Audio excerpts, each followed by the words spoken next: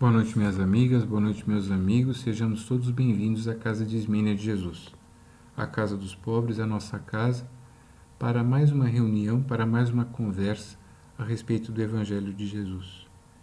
Peçamos a Jesus que abençoe o nosso propósito e peçamos a Jesus que estenda sobre todos os que sofrem a sua consolação. Bom, meus amigos, hoje eu pretendo falar alguma coisa a respeito de perseverança. E para tratar de perseverança, eu trouxe para a nossa conversa mais uma página desse livro, Palavras de Vida Eterna. Esse livro é do Emmanuel, psicografado pelo Chico Xavier.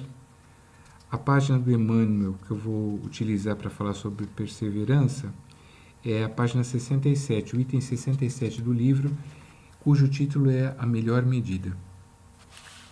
Nessa página, Emmanuel comenta essa frase de Tiago, essa frase que nós encontramos na carta de Tiago. Tenha, porém, a paciência sua obra perfeita, para que sejais perfeitos e completos, sem faltar em coisa alguma. Dependendo da tradução que a gente lê, nós podemos encontrar essa mesma frase com o seguinte conteúdo: que essa constância, porém, seja perfeitamente operosa, a fim de sejais perfeitos e íntegros, livres de todo defeito. Tanto faz uma tradução quanto a outra. Aqui nós temos uma mensagem de Tiago para todos os cristãos recém-convertidos. Tiago, um dos primeiros apóstolos de Jesus, via com alegria, mas também com preocupação, as multidões de novos cristãos. Muitos acreditavam que bastava receber Jesus no coração para que eles recebessem imediatamente, atingissem imediatamente a perfeição e a integridade, a completude e a perfeição. Tiago sabia que não era assim.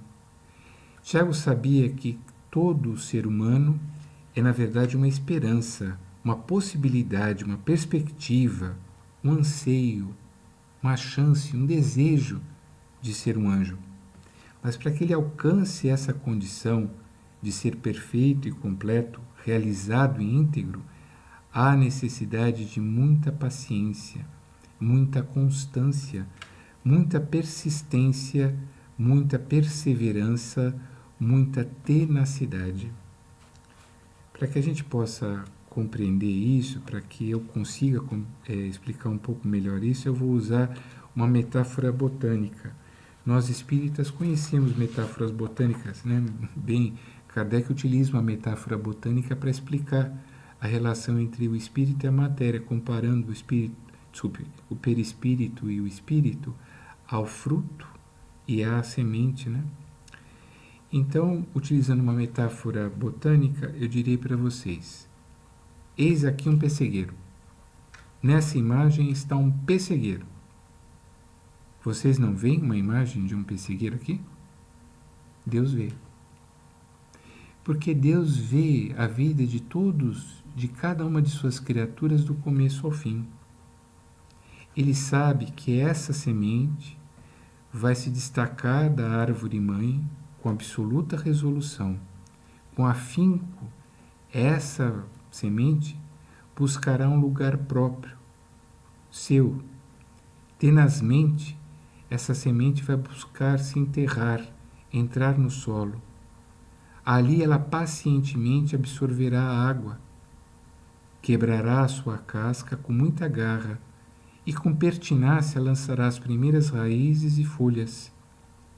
Com constância e com perseverança, essa semente desenvolverá raízes profundas em busca da água, lançará em direção aos céus troncos, galhos e ramos para a sustentação de suas folhas. Porque as folhas farão um verdadeiro milagre. Elas farão a fotossíntese, que transformará a energia do sol, a luz do sol, em vida orgânica, em vida de criaturas orgânicas. E essa árvore fará mais.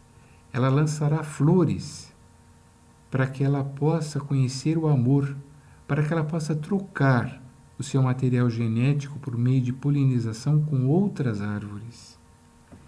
E assim ela atingirá a sua integridade, a sua perfeição, ao produzir frutos que alimentarão a todos.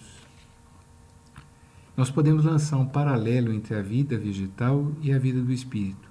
O espírito também se destaca do seu Criador, ele ganha independência do Criador, ele se inuma na matéria, protegido pelo seu corpo físico, para que ele tenha experiências, porque assim ele produzirá verdadeiros milagres, ele conhecerá o amor e ele produzirá frutos.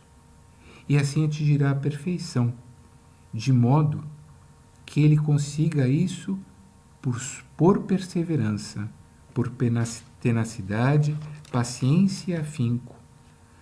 Com essas qualidades, o espírito completa, assim como a planta, todo esse processo. E ao completar esse processo, ele atinge mais do que a sua concretude. Ele atinge a condição espiritual de até mesmo criar a beleza, criar a arte.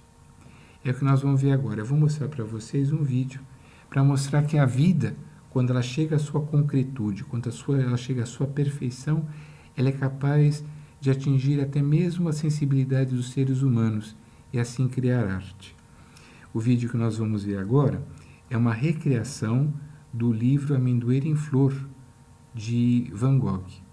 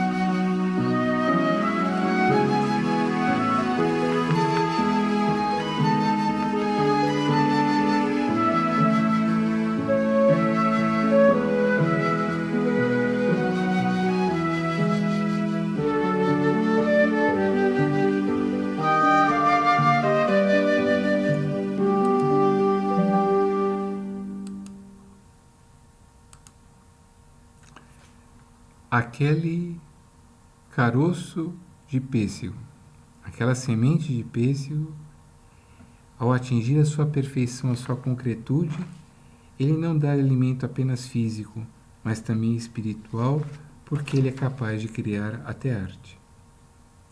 Agora que nós já vimos uma planta, vamos ver uma pessoa. Eis aqui um anjo. Vocês vão me dizer, não estou vendo anjo nenhum aqui. Isso aqui é uma orgia romana. As pessoas estão aqui em plena fornicação. É uma devassidão isso aqui. Pois eu digo para vocês, existe um anjo aqui. Um dos maiores gigantes da humanidade, Santo Agostinho. Santo Agostinho nasceu na cidade de Tagaste, com o nome de Aurelius Agostinus de Hipona. Ele era filho de Mônica, uma cristã, e Patrício, um romano. Agostinho, ele logo nos primeiros anos mostrou-se dotado de uma inteligência extraordinária.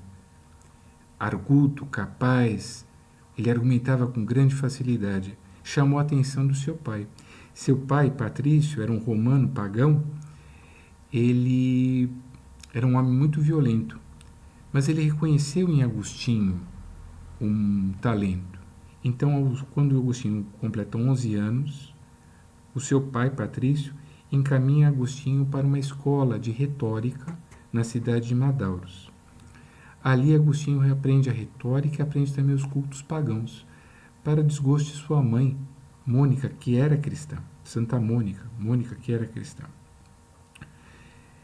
E Agostinho se dá muito bem, ele aprende a retórica. A retórica é uma profissão muito apreciada em Roma, uma arte muito apreciada em Roma, porque os romanos resolviam seus problemas por meio dos debates de ideias, né? E ele faz um grande sucesso, e graças a esse sucesso, ele, quando tem mais ou menos 17 anos, ele vai para Cartago. Cartago já era uma cidade ainda maior, era a capital daquela parte do Império, daquela província do Império Romano. E Agostinho ali chega aos 17 anos. E Agostinho se mostra um jovem extremamente difícil. A juventude de Agostinho é extremamente conturbada. Quando ele chega a Cartago, ele se une a um grupo de rapazes, um grupo de jovens, que era dedicado ao hedonismo. O hedonismo é uma filosofia segundo a qual só se atinge a felicidade por meio dos prazeres da carne. A vida, ela serve apenas para o gozo dos prazeres da carne. E quais os prazeres do corpo? Todos os prazeres do corpo. Então Agostinho passa a experimentar todos os prazeres da carne, todos os prazeres do corpo. Ele participa de orgias, de devassidão, e para o desespero de Mônica. Santa Mônica, que continuava a viver em Tagaste, ela é enviúva mais ou menos nessa época, Patrício morre, então ela vai ao encontro de Agostinho em Cartago, e ela o encontra no meio dos hedonistas. Ela fica muito desesperançada, então ela vai buscar auxílio, ela procura, melhor dizendo, cercar Agostinho de todos os cuidados. Ela ora por ele, ela faz preces por ele, ela o cerca, ela o aconselha, ela chega a proibi-lo de entrar na casa dela, tudo para tentar colocá-lo de novo no caminho reto. Ela persevera nisso, mas ela não consegue, então ela vai buscar o conselho do bispo de Cartago.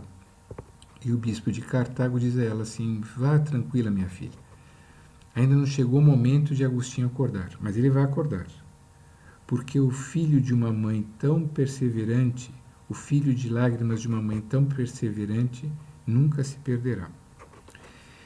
De fato, logo depois disso, Agostinho abandona o hedonismo, mas ele adota uma outra filosofia chamada maniqueísmo.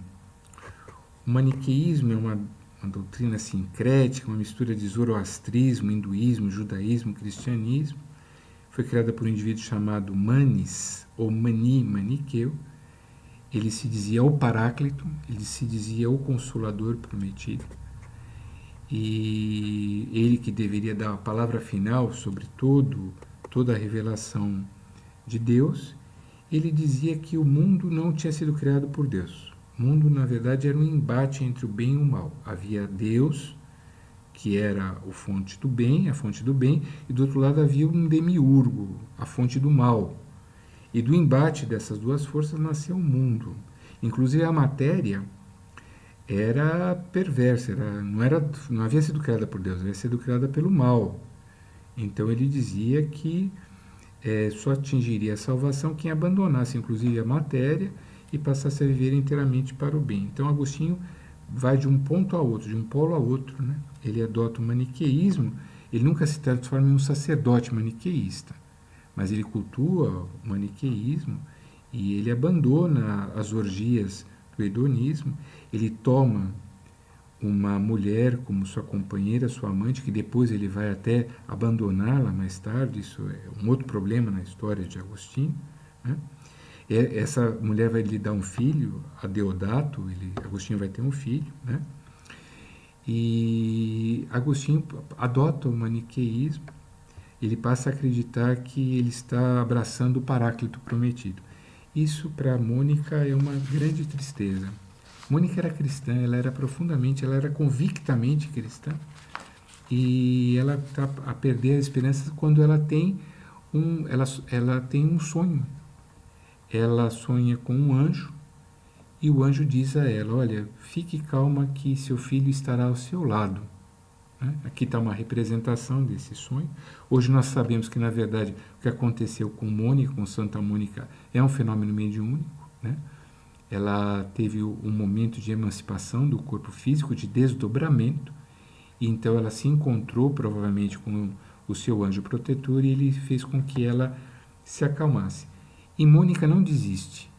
Mônica perseverantemente cerca Agostinho de todos os cuidados, ela tenta afastá-lo do maniqueísmo, ela tenta salvar-lhe a alma, ela ora, ela reza por Agostinho o tempo todo, e ela finalmente ela incentiva Agostinho a deixar Cartago para se afastar desses amigos maniqueístas e ir para Roma, porque lá ele poderia se estabelecer como professor de retórica, ganhar mais notoriedade, mais fama, e Agostinho aceita isso. Ele se propõe a ir para Roma junto com ela. Mas Agostinho estava tão perdido que ele engana Mônica. Ele combina com Mônica dia e horário para eles embarcarem, pegarem um navio de Cartago até Roma, e ele engana Mônica a respeito do horário da partida.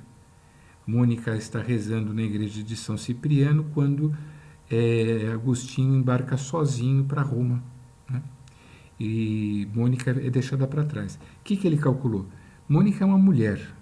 Nesse mundo de homens, ela nunca vai conseguir vir atrás de mim. Ela não tem liberdade para isso, ela não tem condições para isso. As mulheres eram extremamente maltratadas na época. Mas Mônica perseverantemente consegue sim. Ela embarca em um navio seguinte e ela o encontra em Roma. Só que em Roma, novamente, Agostinho se envolve com os maniqueístas. Então, o que Mônica faz? Perseverantemente, ela consegue incentivar Agostinho a ir para Milão. Na época, Milão era a sede do Império Romano do Ocidente. O imperador romano já não vivia mais em Roma, ele vivia em Milão porque era perto da fronteira. Então, ali ele tinha uma facilidade maior de cuidar das fronteiras do Império. Mas o que Mônica queria era provocar o encontro entre Agostinho e Ambrósio. Ambrósio, nessa época, era o bispo da cidade de Milão. Ele era uma pessoa tão inteligente quanto Agostinho, arguto quanto Agostinho, de uma retórica tão fluente quanto Agostinho. Então, o que Mônica faz? Mônica fala assim: vamos para Milão, lá está o imperador, você consegue um emprego lá de retórico na corte imperial, você se transforma, você vai usar sua retórica na corte imperial. E Agostinho, seduzido por essa proposta, vai para Milão. E ali Mônica consegue provocar o encontro de Agostinho com Ambrósio. Aqui a gente pode ver Ambrósio, Agostinho, uma representação, lógico, e a Deodato, o filho de Agostinho. E Ambrósio, um dos pais da igreja, um dos doutores da igreja, um dos doutores do cristianismo, um dos pais do cristianismo, ele recebe Agostinho como um filho e, muito inteligentemente, ele vai mostrando os defeitos, as falhas da teoria maniqueísta, e ele vai aos poucos convencendo Agostinho a abraçar o cristianismo. Graças à persistência, à perseverança de Ambrósio, vai surgindo no coração de Agostinho o amor pelo cristianismo.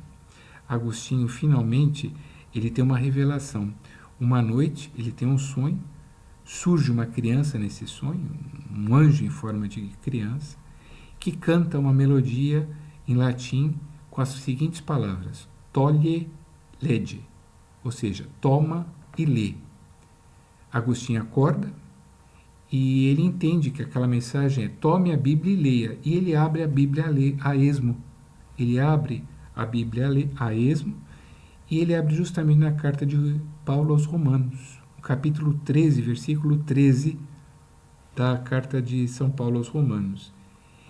E nesse versículo está escrito: comportemo-nos honestamente, como em pleno dia, singulo dices, sem bebedeiras, sem licenciosidades, sem devassidão, sem brigas nem invejas. Bastou essa frase para que todo o trabalho de perseverança de Mônica e de Ambrósio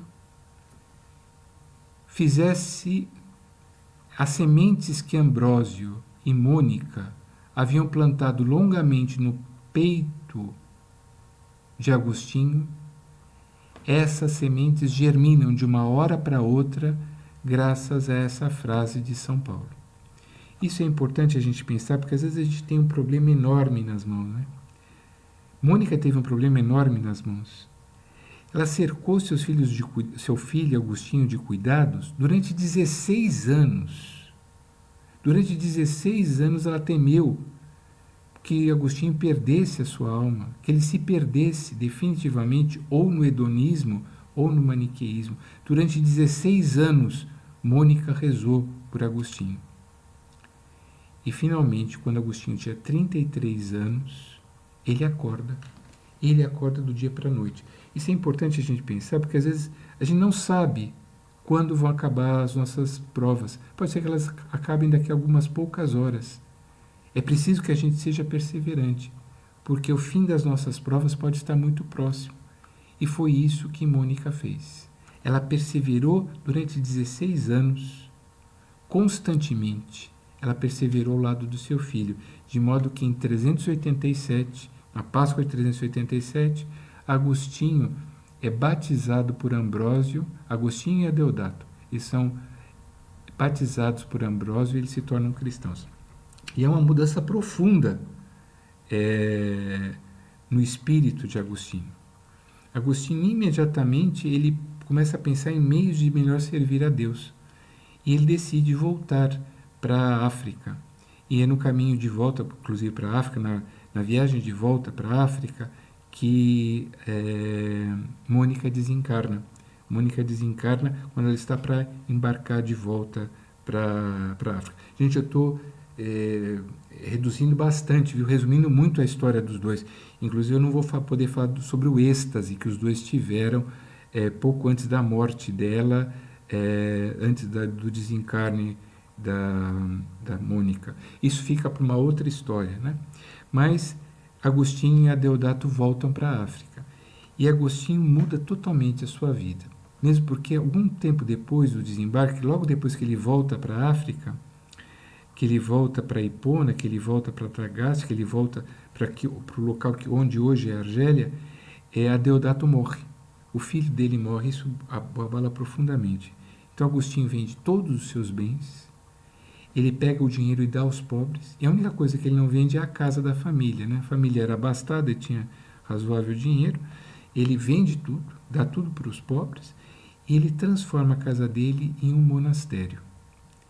Ele é ordenado padre no ano 391 e se transforma em bispo em 395. E Agostinho passa a viver pelo amor a Deus e pelo amor à verdade.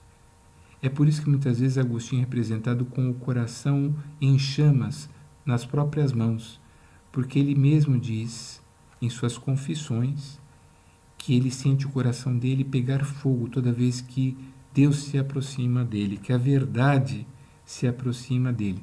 Aqui nós podemos ler veritas, que é verdade em latim. Agostinho, então, perseverantemente, tenazmente, mantém uma vida de completa submissão à vontade de Deus e de serviço a Deus. Com afinco ele serve a Deus até que ele vai desencarnar no ano de 430. Nesse quadro a gente vê Agostinho coberto por brocados, né, por panos cheios de ouro, mas isso não é verdade. Isso é uma recriação do século XVII, né? Na verdade, Agostinho ele se recusa a usar a mitra, o anel de bispo, e ele usa vestes bastante simples e ele tem uma vida muito frugal. Agostinho desencarna em 430, deixando para trás 2 livros, Confissões e A Cidade de Deus.